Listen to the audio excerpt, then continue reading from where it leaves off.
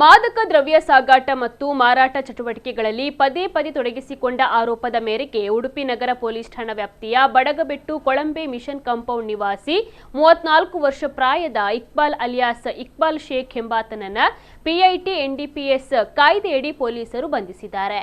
ಉಡುಪಿ ಜಿಲ್ಲಾ ಪೊಲೀಸ್ ಅಧೀಕ್ಷಕರ ವರದಿಯನ್ನು ಆಧರಿಸಿ ಪಶ್ಚಿಮ ವಲಯ ಪೊಲೀಸ್ ಮಹಾನಿರೀಕ್ಷಕರು ಆಗಸ್ಟ್ 13ರಂದು ಬಂಧನದ ಆದೇಶವನ್ನು ಹೊರಡಿಸಿದ್ದರು. ಅದರಂತೆ ಪೊಲೀಸರು ಇಕ್ಬಾಲ್ನನ್ನ ಬಂಧಿಸಿದ್ದಾರೆ. ಆರೋಪಿಯ ವಿರುದ್ಧ ಮಣಿಪಾಲ ಪೊಲೀಸ್ ಠಾಣೆಯಲ್ಲಿ 3 ಹಾಗೂ ಉಡುಪಿ ನಗರ ಪೊಲೀಸ್ ಠಾಣೆಯಲ್ಲಿ 2 ಪ್ರಕರಣ ಸೇರಿದಂತೆ ಮಾದಕ ದ್ರವ್ಯ ಸಾಗಾಟ ಮತ್ತು ಮಾರಾಟಕ್ಕೆ ಸಂಬಂಧಿಸಿದಂತೆ ಒಟ್ಟು 5 ಪ್ರಕರಣಗಳು ದಾಖಲಾಗಿವೆ. ಈ ಪ್ರಕರಣಗಳು ನ್ಯಾಯಾಲಯದ ವಿಚಾರಣೆಯಲ್ಲಿವೆ ಎಂದು ಪೊಲೀಸರು ತಿಳಿಸಿದ್ದಾರೆ.